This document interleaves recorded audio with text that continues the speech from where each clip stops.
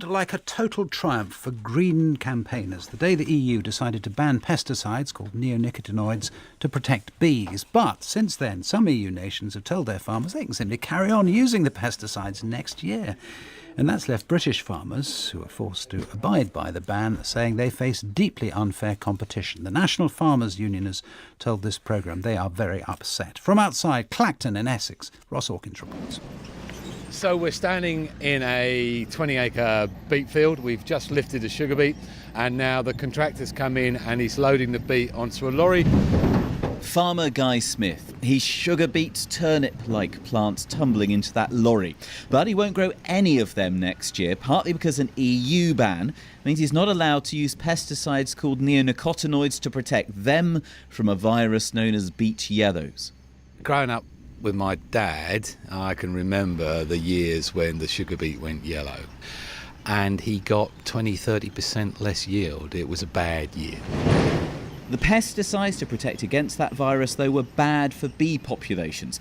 The European Commission concluded, hence the ban.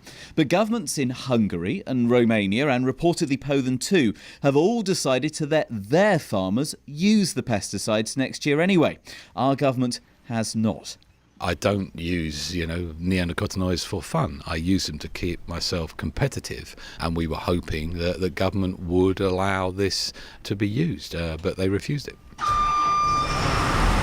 And if Guy, a deputy president of the National Farmers Union, is gloomy about the situation, so too are the campaigners who pushed for the ban in the first place. Franziska Achterberg from Greenpeace in Brussels. The Polish government, for one, has not even pretended there is an emergency. It's just said, look, we've opposed that ban and we're not going to apply it. This is just another way of opposing the ban. We are going to allow this for our farmers. We're going to allow the use of these bee-harming chemicals. Julian Little from Bayer Crop Science, a firm that makes those pesticides, disputes the charge. They harm bees and argues those other EU governments were simply saying, we recognise that this ban is going to cause you hardship. So what we will do is we will allow you to use these products on a temporary basis whilst new solutions to the problem can be found. And I think that's an entirely reasonable approach. The British government argues its rejection of an application to temporarily lift the ban in England was reasonable too. It was declined, a government spokesman says, because evidence showed there was too much risk for bees and the environment.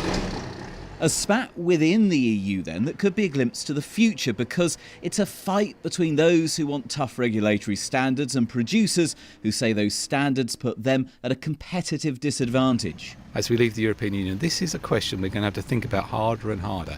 If we constrain our farmers through regulation from growing the crops they want to grow, then all we could do is simply export that crop production to other parts of the world and become more dependent on imports.